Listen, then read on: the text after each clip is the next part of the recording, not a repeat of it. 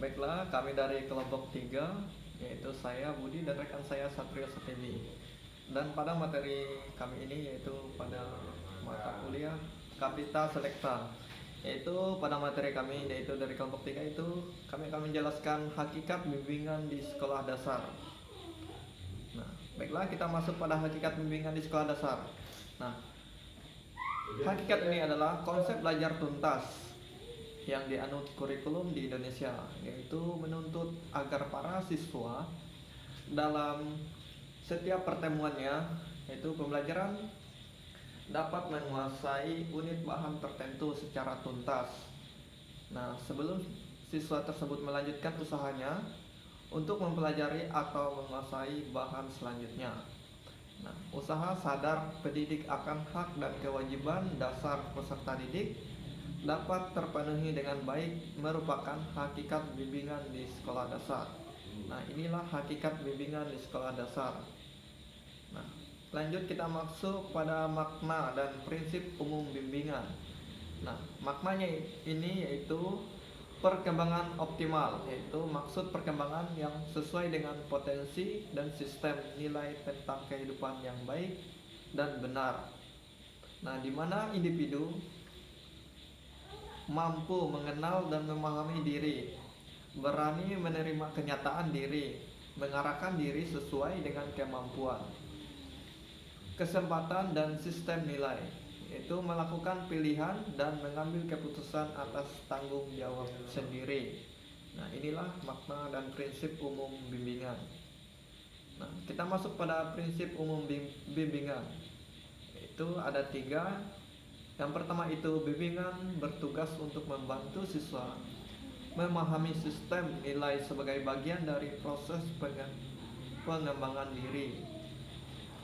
Nah, yang kedua itu bimbingan diperuntukkan bagi semua siswa. Yang ketiga itu menjadikan perkembangan dan kebutuhan siswa tersebut sebagai salah satu dasar bagi penyusunan program bimbingan di sekolah. Nah, dari ketiga kategori prinsip-prinsip umum bimbingan itu yaitu menyatakan suatu bimbingan yaitu sebagai membentuk siswa salah satu dasar bagi penyusunan program di sekolah. Baiklah, saya di sini akan melanjutkan slide yang keempat, yaitu tentang kedudukan dan permasalahan bimbingan di sekolah dasar. Ya. Hal-hal yang berkenaan dengan pendidikan sekolah dasar dibicarakan secara khusus dalam Peraturan Perundang-undangan Nomor 28 garis miring 1900 Nomor 28 garis miring 1989 pada ayat pada pasal 25 dalam peraturan perundangan tersebut dikatakan bahwa bimbingan merupakan bantuan yang diberikan kepada siswa dalam rangka upaya menemukan pribadi pada siswa tersebut dan mengenal lingkungan, merencanakan masa depan. Ya, itulah salah satu dari kedudukan atau permasalahan bimbingan di sekolah dasar. Jadi dia itu kenapa ada di lingkungan SD, sekolah dasar, karena dari dasar inilah kita dapat membimbing anak yang seumuran 7 sampai 12 tahun itu untuk merancang masa depannya. Kadang di kelas tuh biasanya ditanya, siapa di sini yang pengen jadi guru, dan siapa di sini yang pengen jadi polisi gitu. Oke, kita masuk ke slide yang terakhir ya, pendekatan perkembangan dalam bimbingan. Ya. Di sini pendekatan perkembangan dalam bimbingan yang diperjelas kembali oleh Sunario Kartadinata pada tahun 1998 halaman 15 di dalam bukunya ya. Dan Rahman pada tahun 2005 pada bukunya di halaman 11 sampai 34 mengemukakan 4 pendekatan dapat dirumuskan sebagai pendekatan dalam bimbingan. Ya. Yaitu yang pertama pendekatan krisis, remedial, preventif, dan perkembangan. Kita bahas satu persatu, yang mana pendekatan krisis adalah pembimbingan yang menunggu munculnya suatu krisis dan dia bertindak membantu seseorang yang menghadapi krisis itu. Jadi kita sebagai pembimbing harus bisa membantu siswa dalam berpikir secara kritis gitu. Kalau siswanya berpikir kritis, ya gurunya harus berpikir kritis juga, lebih kritis gurunya.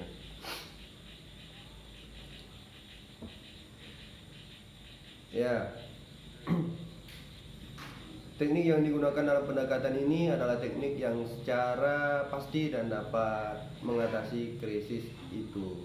Contoh nih, seorang anak mengadu kepada guru sambil menangis karena didorong temannya sehingga tersungkur ke lantai.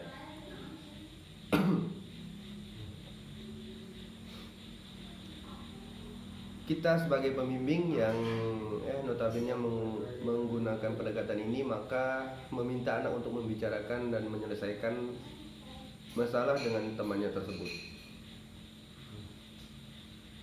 Bahkan mungkin akan memanggil anak-anak itu ke kantor untuk membicarakan penyelesaian masalah. Baik, kita ke pendekatan remedial, yaitu guru akan memfokuskan bantuannya kepada upaya penyembuhan atau memperbaiki kelemahan-kelemahan yang tampak. Ya, tujuannya adalah menghindarkan terjadinya krisis yang mungkin terjadi gitu.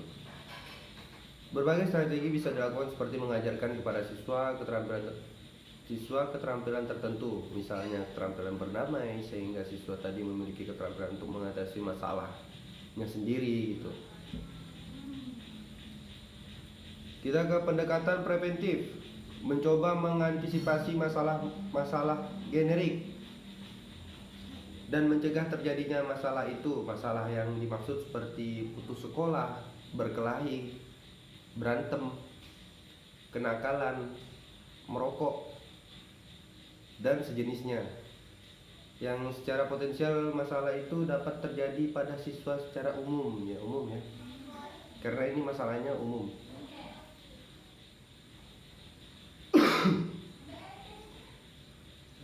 Model ini didasarkan pada pemikiran bahwa bila guru dapat mendidik siswanya untuk menyadari bahaya dari berbagai kegiatan tersebut, ya, dan menguasai metode untuk menghindari terjadinya masalah itu, maka pembimbing akan dapat mencegah siswa dari perbuatan yang membahayakan tersebut. Ya, kita tahu yang namanya berkelahi atau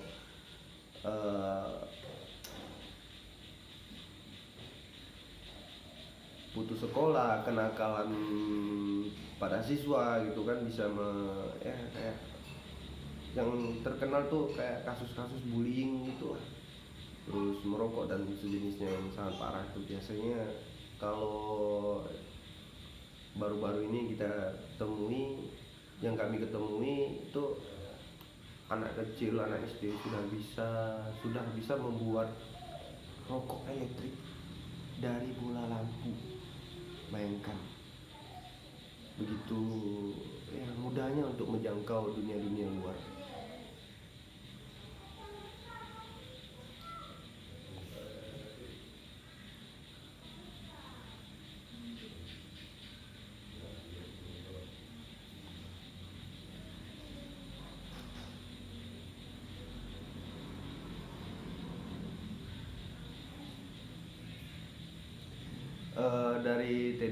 Dari pendekatan preventif tersebut, kita biasanya menanyakan caranya ya, bagaimana caranya ya.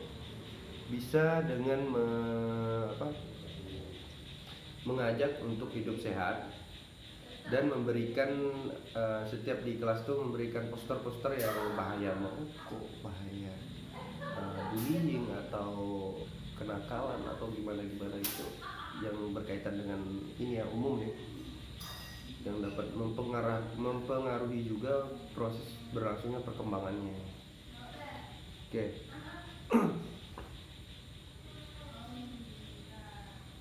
Pendekatan perkembangan yang terakhir merupakan pendekatan yang lebih mutakhir dan lebih proaktif dibandingkan pendekatan sebelumnya ya. Pendekatan tadi pendekatan krisis, remedial, preventif. Ini pendekatan perkembangan ini lebih lebih mutakhir, lebih proaktif dibanding 3 pendekatan sebelumnya. Pembimbing yang menggunakan Pembimbing yang menggunakan pendekatan ini beranjak dari pemahaman tentang keterampilan dan pemahaman khusus yang dibutuhkan siswa untuk mencapai keberhasilan di sekolah dan dalam kehidupan. Ya, pendekatan ini memberikan perhatian kepada tahap-tahap perkembangan siswa, kebutuhan dan minat serta membantu siswa mempelajari keterampilan hidup. Seperti yang dikatakan Robert Merrick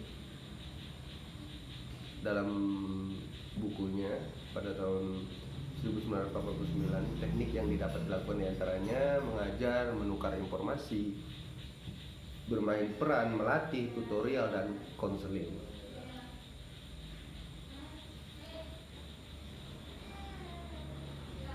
Dari contoh di atas, guru yang menggunakan pendekatan ini akan menangani anak sejak tahun pertama masuk sekolah, yaitu dari kelas 1 ya, dari kelas 1, dari awal sekali. Itu artinya dalam teknik perkembangan ini guru baik kelas 1 maupun sampai kelas 6 harus lebih proaktif dalam membimbing anak gitu, membimbing siswa agar kedepannya mereka dapat mempunyai keterampilan untuk hidup.